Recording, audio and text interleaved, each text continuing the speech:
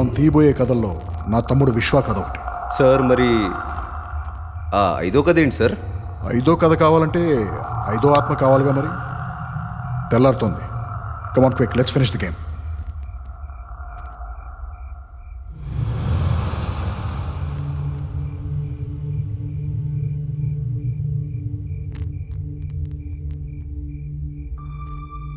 ఓ ఆత్మారా,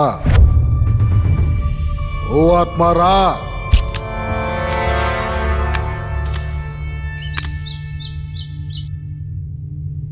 ఓ ఆత్మారా.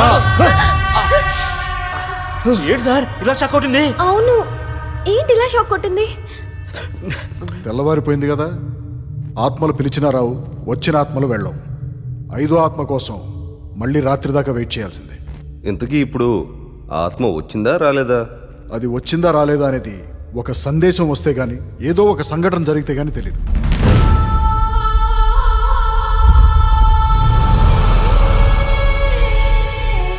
మీరంతా వెళ్ళి ఫ్రెష్ అప్ అయ్యారండి, నేను కథ రాసుకుంటాను. Okay sir, come on Priya, let's go. రావాయ కోడేటర్, ఒకసారి ఇలా నేచర్ చూసొద్దాం పదండి.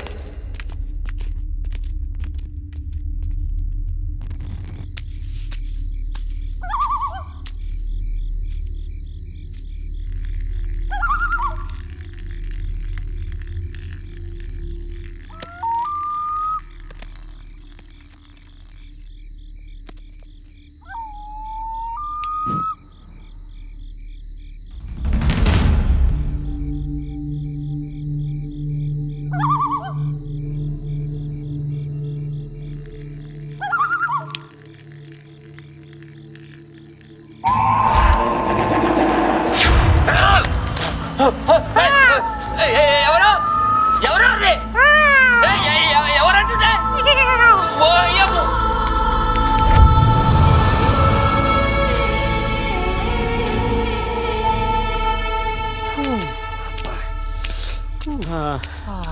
ఏంటయ్యా అలా ఊగిపోతున్నావు?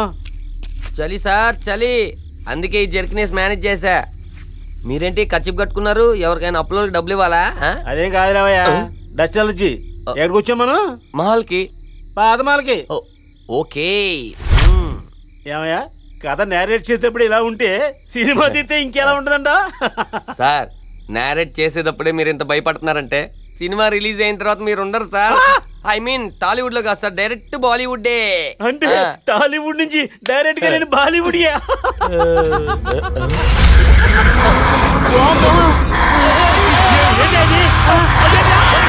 రండి.